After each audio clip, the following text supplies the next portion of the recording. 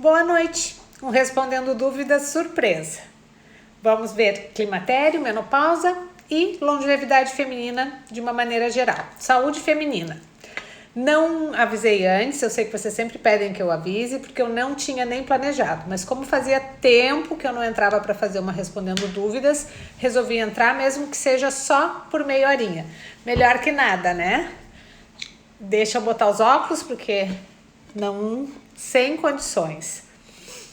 Ai, que bom que tem bastante gente entrando. Enquanto o pessoal está entrando, quero lembrar, né, que no domingo, às 20 horas, vai ter uma live em que eu preparei bem legal. O assunto vai ser insônia. Eu preparei não só falar de insônia, mas explicar o sono, o mecanismo do sono. Adivinha quem está aqui querendo aparecer? Vem, sobe. Adivinha se não. Sono, o mecanismo dele, o que é o ritmo biológico, o que são os sincronizadores, o que atrapalha. E claro que o foco da live vai ser o climatério e a menopausa, como é tudo que eu falo. Mas eu achei mais interessante, até porque eu já tive uma live aqui no consultório, aqui no meu feed com a Valéria, que ela explicou bem insônia, só insônia. Eu vou fazer essa abordagem. Claro que eu vou falar de fitoterápicos que ajudam, dos tipos de insônia mais frequentes para nós, mulheres climatéricas, mas eu acho importante fazer essa explicação inicial para que até se entenda por que às vezes uma medicação funciona para uma pessoa, não funciona para outra, porque para a mesma pessoa em diferentes fases da vida também dá essa diferença de resposta às medicações. Boa noite. Deixa aqui. Vamos ver se entrou alguma perguntinha. Oi, Cleide. Boa noite, Zilma. O Trogestan é bioidêntico, sim. O Trogestan é progesterona natural micronizada ou progesterona básica, a gente chama, mas ela é uma progesterona natural micronizada. Oi, Nara, tudo bom? Querida, um up total, que coisa boa que tu tá gostando. Fiquei muito triste em saber que só a progesterona oral funciona. Não me dei com a transdérmica, tenho útero. Na realidade, a transdérmica ajuda para vários sintomas. O que é o que eu coloquei em relação à progesterona para quem tem útero? Saiu uma grande revisão, né, de vários trabalhos que já tinham, mas que eram coisas perdidas, mas se juntou todos e realmente agora nós temos dados suficientes, embasados para dizer que a progesterona por via transdérmica não tem trabalhos suficientes para dizer que ela é protetora de endométrio, né? Eu vejo que na maior parte das mulheres a gente mantendo uma dose 50-60 não aumenta, né? Protege o endométrio. Só que eu não tenho dado embasado. Vai que numa dessas minhas pacientes aumenta, dá uma hiperplasia e eu vou dizer para ela, é que nas outras não dão e te dá. Eu não posso trabalhar assim, né? Eu tenho que trabalhar com respaldo de literatura, né? Não é porque eu trabalho com ortomolecular, que eu gosto dessa linha de fitoterápicos que eu uso coisas que não tenham embasamento. Então, esse é o problema, né? A progesterona transdérmica, a gente não tem embasamento científico para prescrever, certo? Então, assim, eu tô trocando todas as minhas pacientes que estão chegando, não é uma sangria desatada, não precisa todas me ligarem pra gente sair trocando, não. Eu vou trocando conforme a paciente vai vindo para revisão. E se alguém quiser trocar, entra, não tô dizendo que não pode entrar, claro que pode, mas eu digo não é uma sangria desatada, mas eu não pretendo até sair um trabalho que me diga agora sim, agora pode usar 70 miligramas transdérmico, vai proteger endométrio, 60 não protege. Entende? A mesma coisa que o estradiol, a gente vê que estradiol em algumas pacientes transdérmico não baixa o FSH, ele não chega a ter uma conversão, existe uma enzima embaixo da pele que faz essa conversão, isso não chega a acontecer. e em algumas pessoas, porque é quantidade de enzima. Por isso que às vezes o implante é muito superior em algumas pacientes, né, em relação a outras. Outra coisa que eu quero colocar, os implantes que eu uso são os da Sotopele que tem Anvisa, tá? Uma paciente me questionou isso, sim, tem Anvisa, e o uso do implante para terapia de reposição é permitido pelos consensos, não é nada experimental em ninguém. Existem implantes, combinações de implantes não de bioidênticos que não são ainda permitidos, tá? Não são os que eu uso, por isso que às vezes gera uma confusão na cabeça das pessoas. Vamos ver o que mais. Já falei também, a Cleide perguntou da progesterona oral, acabei matando 2 perguntas com uma só. Boa noite, Ana Laura. Faço reposição, mas muito insônia. Vem pra live domingo, Sinara, que vai dar para entender um pouquinho. E talvez tu consiga, com essas explicações da live, talvez até pessoas que não tenham condições de fazer uma consulta, né, vão conseguir entender e escolher alguns fitoterápicos para se ajudar.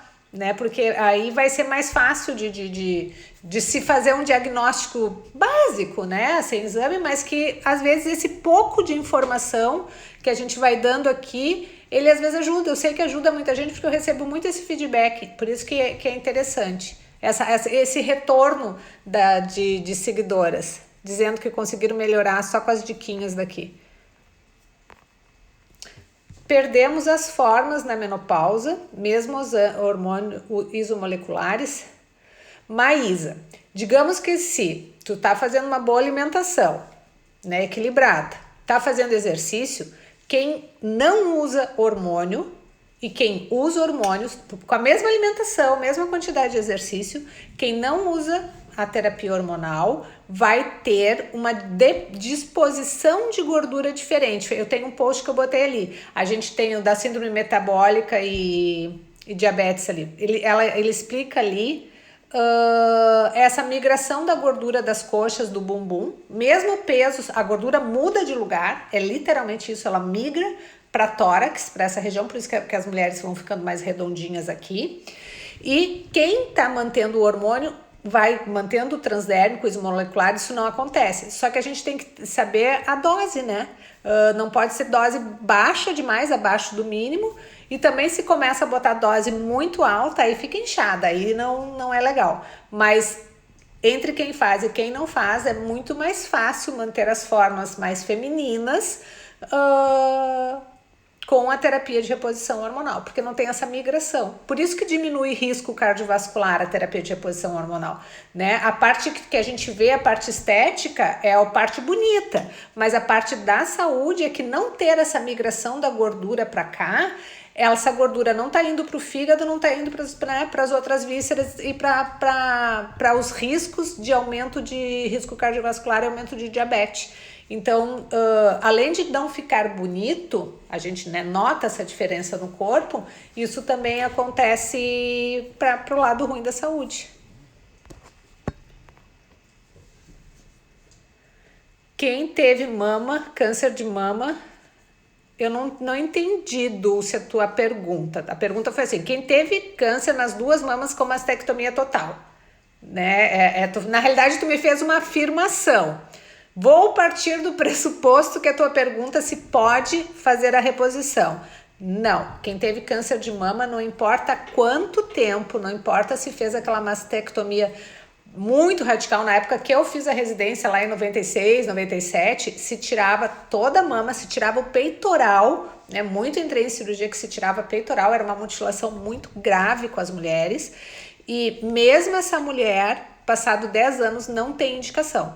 Né? Na realidade é proibido porque tu pode ter micro em outros lugares, né? Ter uma sementinha desse câncer de mama que por algum motivo ele espalhou e não se demonstrou, e aí a gente põe o hormônio e aí aparece metástase no fígado, metástase no osso, então de jeito nenhum.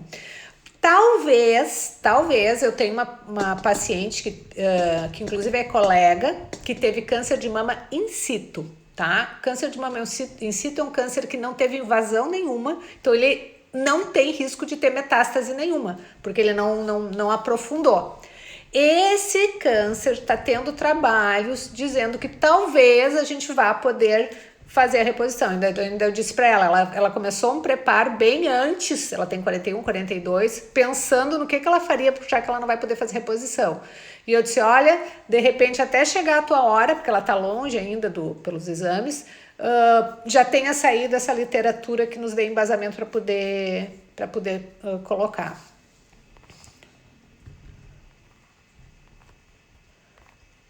Ana Laura, estou tomando...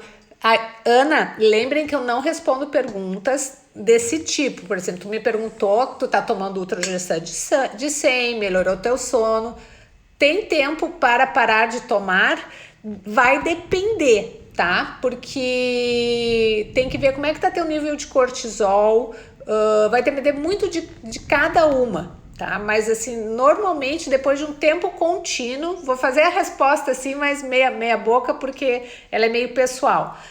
Depois de usar um tempo mais contínuo, eu tento puxar para 15 dias ao mês para não baixar cortisol demais. Então, dá às vezes ver com o teu médico de ficar acompanhando para ver se não baixa demais o cortisol.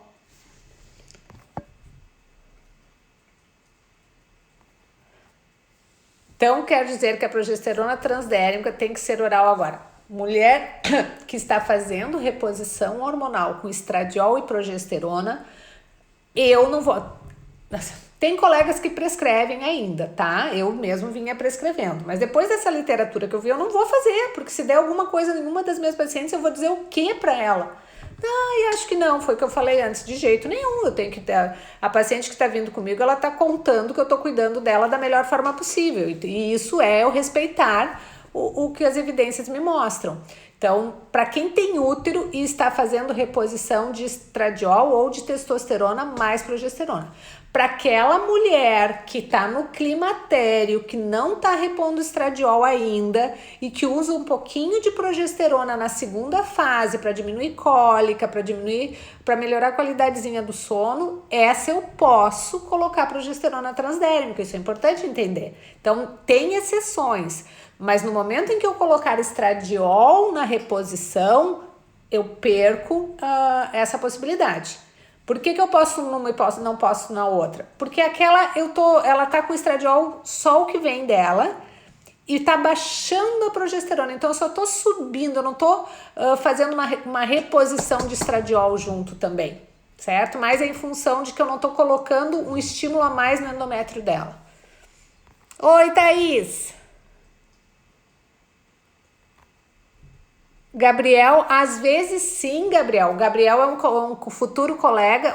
Não, tu já te formou, né, Gabriel? Desculpa, é que eu tenho uns meninos que não estão. O Gabriel é um colega que faz residência. Tá perguntando se a progesterona 100mg, 10 dias ao mês, ela volta a menstruar. Se essa paciente tá a menos de 2 anos da pós-menopausa, tem chance, muita chance disso acontecer. Agora, se tu já pegou essa paciente 2 anos de pós-menopausa, normalmente não fazendo nada de terapia de reposição, endométrio bem baixinho, tu vai pegar um endométrio ali de 3, 2, no máximo 4, e colocar uma dose de estradiol que não seja muito acima do 0,5, 0,6, muito pouco provável que ela vá ter esse sangramento. Agora, às vezes o pessoal bota a 2 miligramas de estradiol, aí sangra, né? Não tem como, o endométrio fica enorme.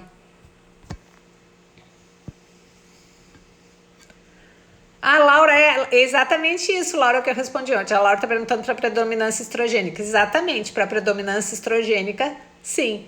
A predominância estrogênica fisiológica, né? Não é quando tá passando gel de estradiol demais. Sim, noradtestosterona tá naquela tabelinha que eu mostrei, que eu não acho mais onde que eu enfiei a foto para botar de novo, mas eu sei onde eu tenho num curso. Tá no que aumenta o risco um pouco a noradtestosterona. Eu não trabalho com não bioidêntico, né? Não isomolecular, eu não posso falar bioidêntico. Não é correto. A falta do DEA influencia nos fogachos? Muito pouco. O DEA tem muito pouca ação em óxido nítrico ali. Ele influencia no cansaço, na imunidade, um pouquinho de memória, mas pouca coisa nos fogachos. Beijo para quem tá me mandando beijo. Oi, Lu. Testosterona nos grandes lábios, tudo bem? Não é um lugar que eu coloque, né? Mas não é errado passar aí. E vou te dizer por que eu não sou muito de passar testosterona aí, por causa do cheiro. Muda. O cheiro da pepeca muda. Pode ter certeza que não fica mais com cheirinho de pepeca menina. Fica com cheirinho de saco. Que espero que... Ai, tem meninos escutando, né? Muda o odor um pouco. E não é muito superior ao passar ali na canela. Mas quem começa a engrossar o pelinho da canela é uma opção. É uma das opções, Cleide, tomar progesterona oral de forma contínua. Mas quem tem que escolher o esquema da progesterona, se vai ser 10 dias, 12 dias, 14 dias ou direto, é o médico que vai prescrever, porque ele tem que ter isso que eu conversei com o Gabriel ali.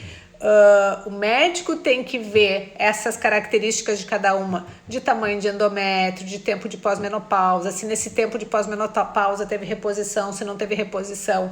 Aí é que a gente faz isso. Vocês veem que eu sempre digo, às vezes eu entro com ela direto, depois de um tempo eu tento passar para 15 dias para ver se eu mantenho ela sem o sangramento.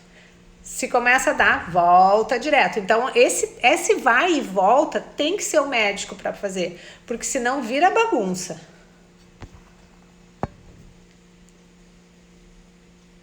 Progesterona micronizada, eu tô falando da progesterona micronizada, Beth. A progesterona que eu falo, existe progesterona base ou progesterona micronizada, né? A progesterona natural, que a gente usa em terapia de reposição hormonal, ela pode ser prescrita como progesterona base ou progesterona micronizada. É só um jeitinho de expor ela nas cápsulas. Normalmente elas são micronizadas e no gelzinho se coloca a base.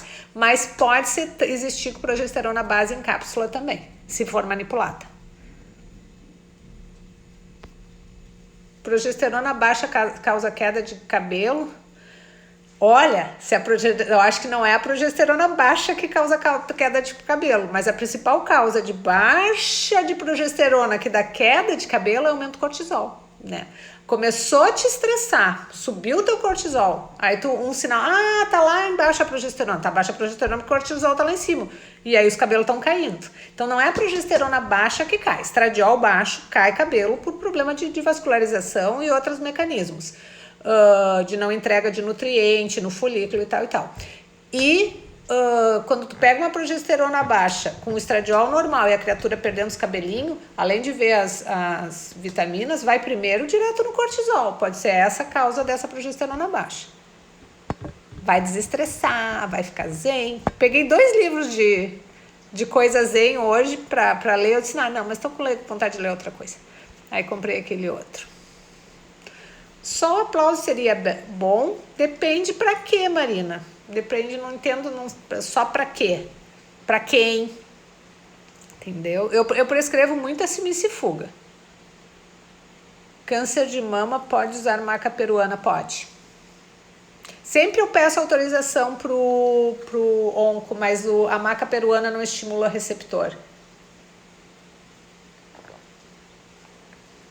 E o fitoterápico mais seguro pro câncer de mama é simicifuga, né? Porque ela age em FSH, ela não age no receptor. O trifolium tá se mostrando seguro porque ele age em receptor beta e não em receptor alfa, né? Tem pouquíssima ação em receptor agressivo. Então, por isso que ele também está se usando. Principalmente paciente receptor negativo, aí é mais tranquilo. Opa! Só um pouquinho. O que eu fiz aqui? Já volto, deu.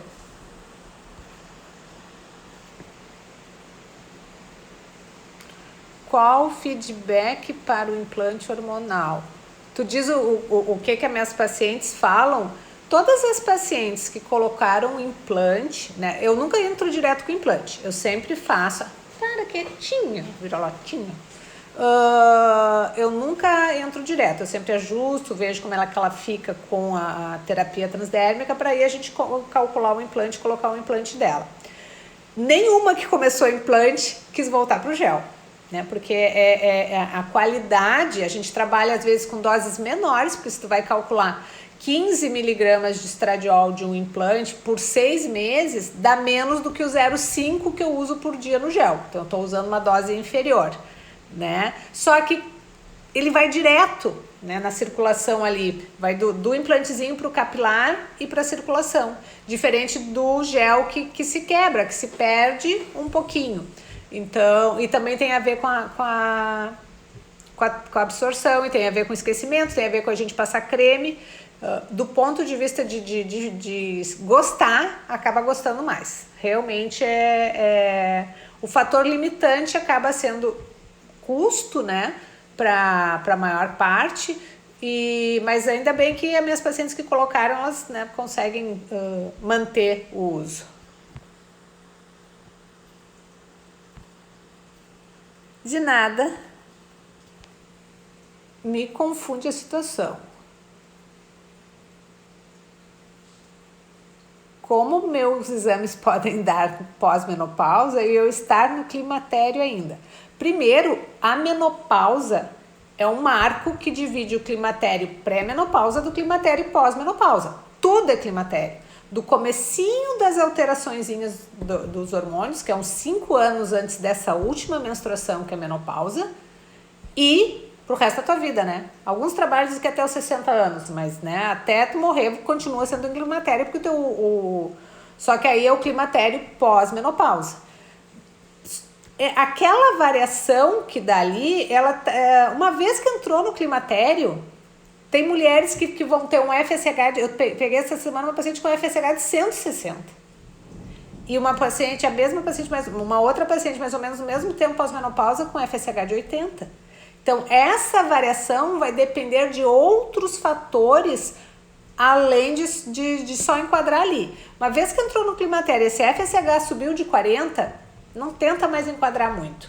Mostrou, pós-menopausa ou tá na beirada da menopausa, vai avaliar os outros hormônios e vai ver o que mais está fazendo essa mulher, está aumentando mais ou menos o seu FSH, né? Porque quanto mais inflamada uma paciente, ou quanto mais estressada, ou quanto mais metais pesados, várias coisas fazem com que ela tenha, quanto mais magra, né? Mulheres muito magras, às vezes o FSH é um pouquinho mais alto também.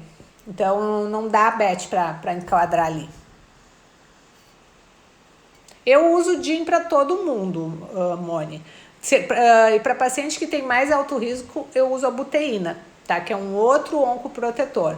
Mas eu prefiro usar, né? O DIN-indolmetano, ele me ajuda lá no metabolismo do fígado, ele ajuda, sabe aquela enzimazinha que quando a gente bebe, o álcool briga com o estradiol, por isso que não pode beber muito quem faz reposição hormonal, que é logo no começo, que é o citocromo P450, o DIN é bonzinho para ele, o DIN deixa ele super bem, então ele ajuda nesse metabolismo do estradiol e diminui também, então assim, ele diminui a oxidação desse estradiol e ele ainda ajuda o que já oxidou a desoxidar, então ele tem dupla ação benéfica. Testosterona em gel ajuda no cortisol? Não muito.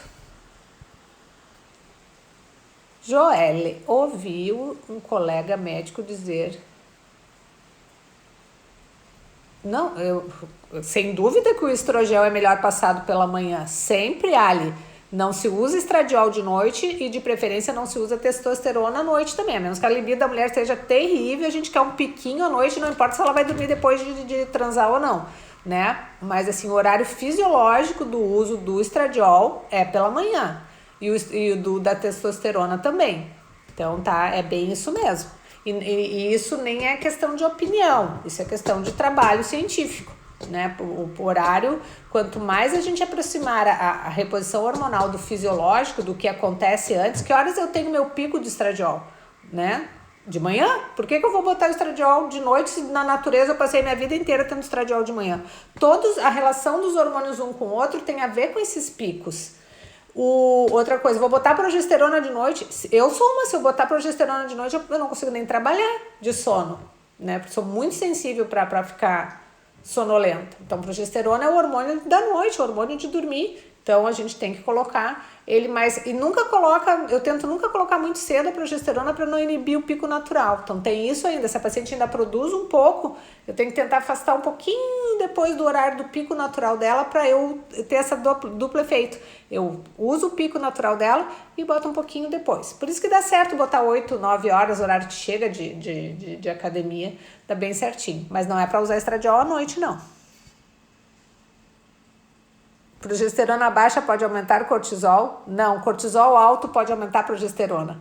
Esse é o ponto. Progesterona baixa não aumenta cortisol, a menos que tu esteja com muita insônia. Mas cortisol alto baixa a progesterona.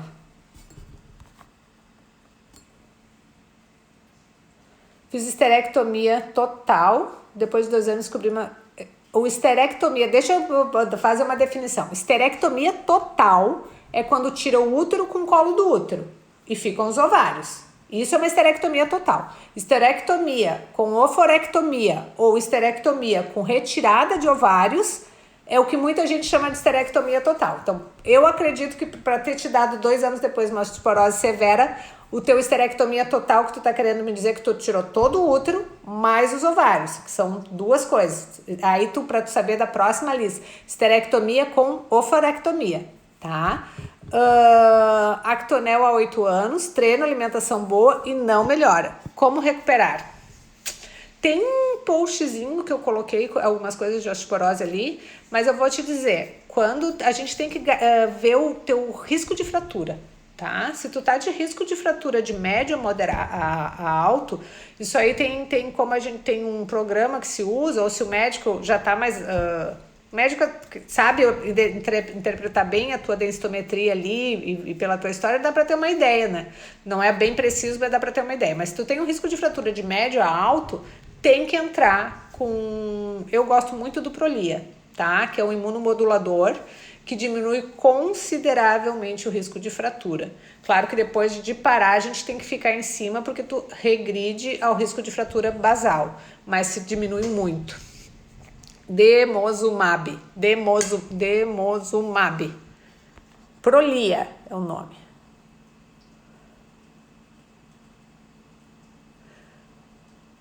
O nível do bom cortisol é salivar e é no terço. Tu pega o valor de referência do laboratório e tu tem que estar no terço superior,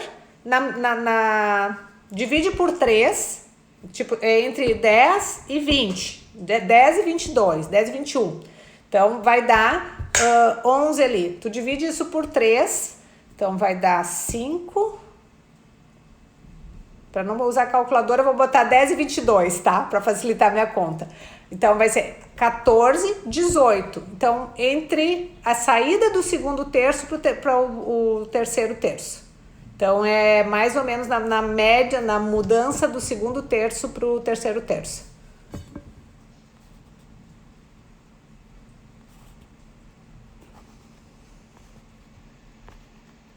Oi, Ana Cris. Obrigada, querida.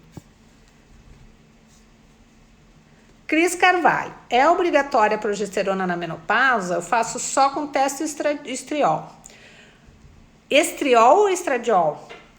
Deve ser estradiol, né? Só teste estriol não existe. Não deveria existir, pelo menos. Cris, assim, ó. Quem tem útero não tem discussão, tá? Tem que usar. Mesmo que seja só testosterona, porque a testosterona aromatiza, vira um pouquinho de estradiol e pode estimular endométrio. Então... testosterona isolada, tem que usar progesterona também, tá? Quem tem útero. Quem não tem útero, o que eu vou te dizer? Eu sou uma mulher que não tem útero e uso uma dose pequenininha de progesterona e eu posso usar transdérmico, tá? Eu passo ali um pouquinho do transdérmico, às vezes eu tomo uma cápsulazinha, cada dia eu faço um, porque se eu tô com mais sono ou menos sono. Não é muito certo fazer isso que eu faço, mas casa de ferreiro, espeto de pau. Mas a dose é o mesmo, tanto do gel quanto da cápsula. Por quê? Porque a progesterona, se tu assistir a live da memória, da memória do sono, tu vai ver. A progesterona me ajuda na fixação de memória por mecanismos de ação junto com a acetilcolina, colinesterase, toda uma coisa, funcionamento ali.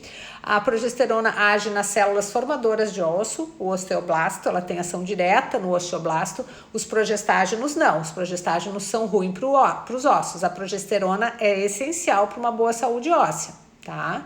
Então, osso, memória, qualidade do sono, humor, né? Pessoas, quando a gente começa a ficar com a progesterona baixa, a gente começa a ficar mais irritada, mais impaciente, mais meio TPM, né? Então a progesterona ela não serve só para proteger endométrio. Então mesmo quem não tem endométrio, eu no caso não tenho endométrio mais nenhum desde os 40 anos, então já faz 10 anos que eu não tenho mais útero, ela me faz muita falta se eu não usar.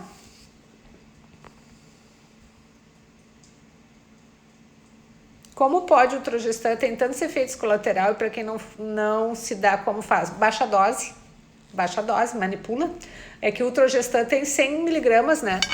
Dá para baixar a dose, calcular com o médico, dá para baixar para metade essa dose.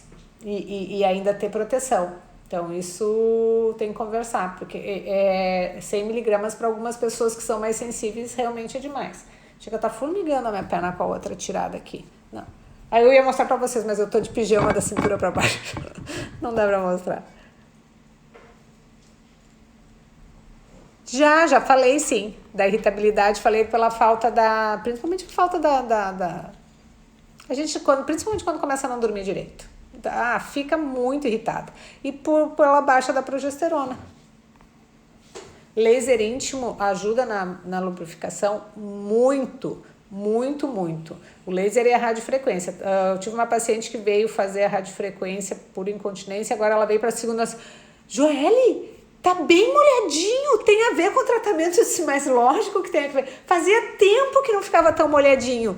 Então, assim, ela feliz da vida porque não precisou mais usar na relação lubrificante e ela mesmo se sentindo, sabe aquela umidade que fica na calcinha, que a gente, quando é nova, reclama? Ai, que saco, doutora, eu tenho corrimento. E é aquela melequinha que todo mundo tem. Quando é nova, que depois eu digo, não te preocupa, quando chegar na menopausa tu vai sentir muita falta dessa melequinha. Vai para ela para casa bem feliz, porque não é nada.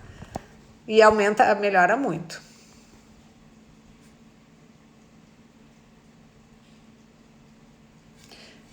O que tomar para o cortisol alto? Primeiro descobrir por que ele está alto. Sempre, assim que eu trabalho. Por que subiu o teu cortisol? Só depois que eu souber por que subiu o cortisol é que eu vou saber o que vai tomar. E primeiro também ajeitar os mecanismos que fizeram subir esse cortisol. De nada. Faço TRH com bioidênticos. Continuo com insônia e muita irritabilidade. Morena, vamos ver a live no domingo.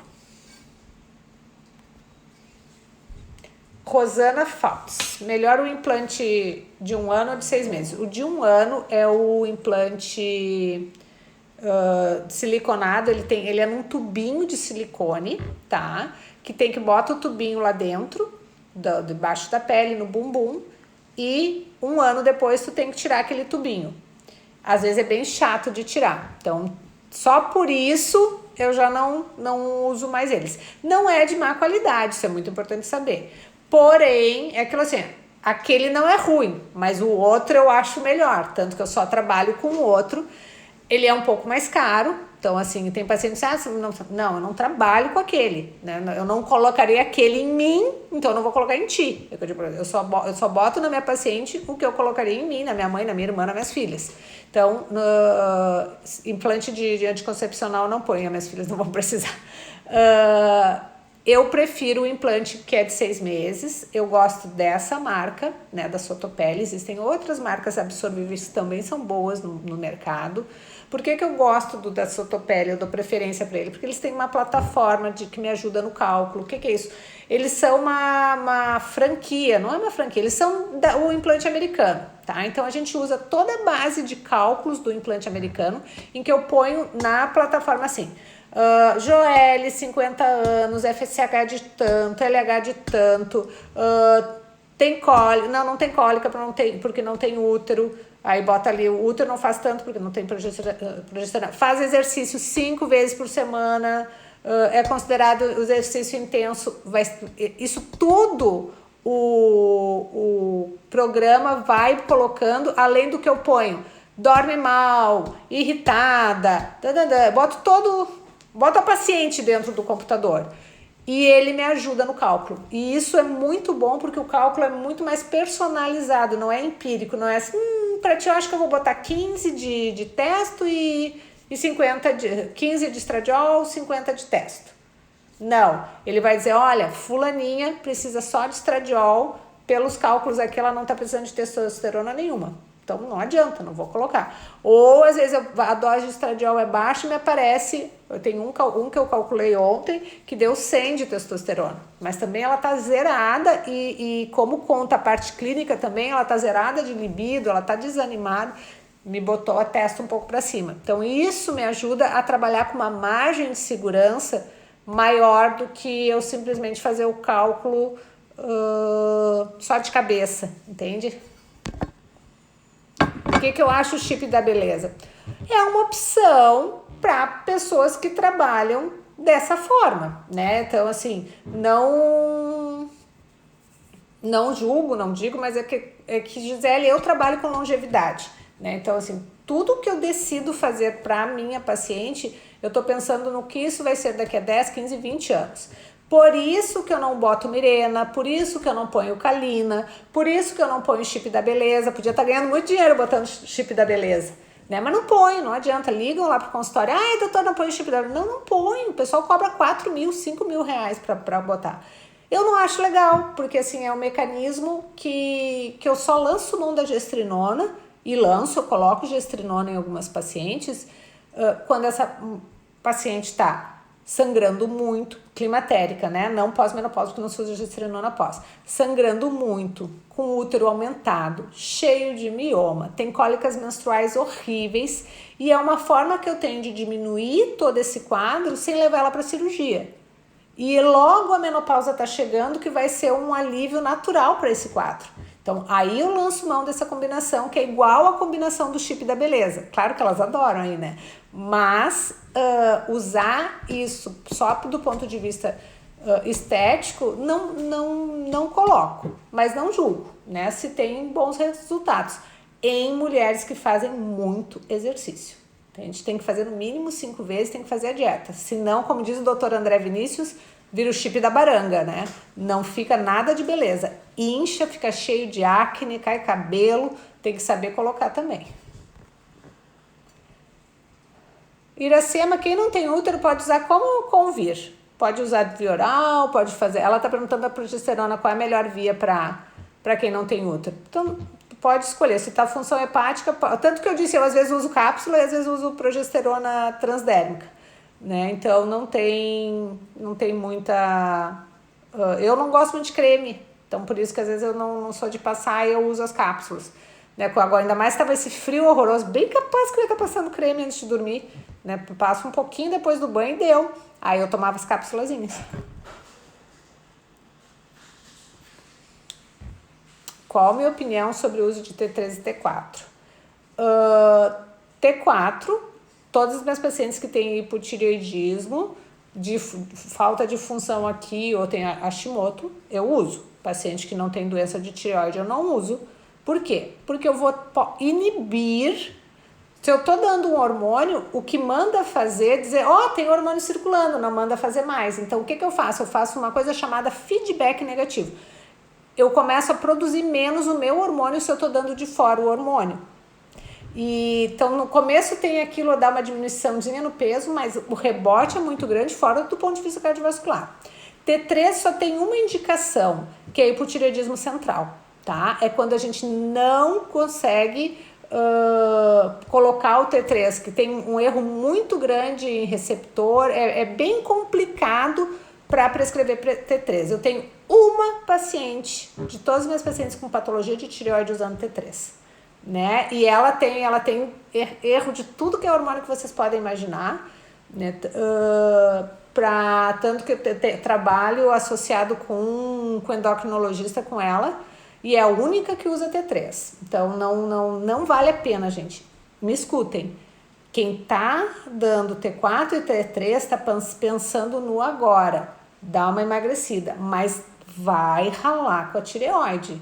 E aí a longo prazo, a médio prazo, nem a longo prazo, a médio prazo, a pessoa vai pagar o preço. Não vale a pena. Eu não, de jeito nenhum. Jamais usaria em mim. Vou responder mais duas e que até já passou de meia horinha. Tá tão boa a nossa conversa, tão ótimas as perguntas. Na reposição hormonal, a densidade mamária aumenta. Na realidade, não aumenta a densidade. Assim, se tu fez a reposição e em seguida for fazer o exame, ela incha. Tanto que a gente bota, eu sempre aviso, olha, tu vai logo que começar, ainda mais se ela ficou um tempo sem fazer a reposição, tu vai sentir a mama. Vai doer, vai inchar, vai ficar meio pré-menstrual. Só que isso tem que passar num período máximo de um mês e pouco, que é a adaptação. Aí tem que voltar ao normal, certo? Mas não chega, a menos que a dose esteja mais alta, não chega a mudar a densidade de mamografia, não. A gente sente a mudança do sintético para o bioidêntico? Vou te dizer assim, Franca. Se tá usando tibolona, tá? Eu tenho paciente que eu não consegui trocar. Depois, principalmente se passou de 2 anos ela usando. Não sei se lesa receptor, tem alguma coisa que a paciente... Vou tentar de todas, eu não só me dou por vencida depois que acontece, mas não vou dizer todas porque teve uma que tinha começado há pouco tempo, ela se deu bem, mas as minhas pacientes que já estavam há mais de 2 anos com tibolona, que a gente tentou passar para os isomoleculares, algumas não responderam bem, né? Então é só vento. Talvez por isso que eu falei, né? Lesão de receptor. A reposição hormonal e a modulação hormonal, lê aquele meu post que eu botei modulação, reposição. Não é só o hormônio que a gente coloca, é como esse hormônio funciona no corpo. Ele precisa de uma coisa chamada receptor, que é a fechadura. Tu bota a chave, a circular, mas tem que ter a fechadura. E às vezes usando outros, a fechadura fica machucada, ela estraga. E aí a gente tem que... Perde essa janela de conseguir usar antes da janela de tempo.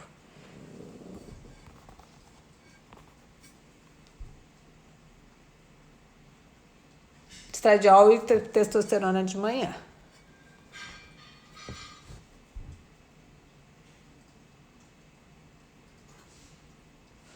O cortisol alto por si só faz a gente acordar no meio da noite em função da baixa da progesterona e do GABA e aumento de catecolamina. Isso eu vou explicar, Gorete, na live, né? Nem tem culpa da testosterona baixa. Não é a testosterona baixa que está tirando o sono. É o cortisol alto, porque ele está agindo em adrenalina, noradrenalina, inibindo progesterona, roubando... Ai, vai acabar a bateria. Isso é o 11 gemendo. Então vai acabar roubando a matéria-prima, ele é que vai dar isso. Bom, então é isso. Antes que caia a bateria aqui, eu perco essa live que eu quero deixar salva porque ficou muito boa. Até domingo. Se der tempo no sábado, eu faço mais uma dessas meio surpresa. Se não der, nos vemos no domingo fazendo a live de insônia. Tá bom, gente? Beijo, tenha uma ótima noite todo mundo.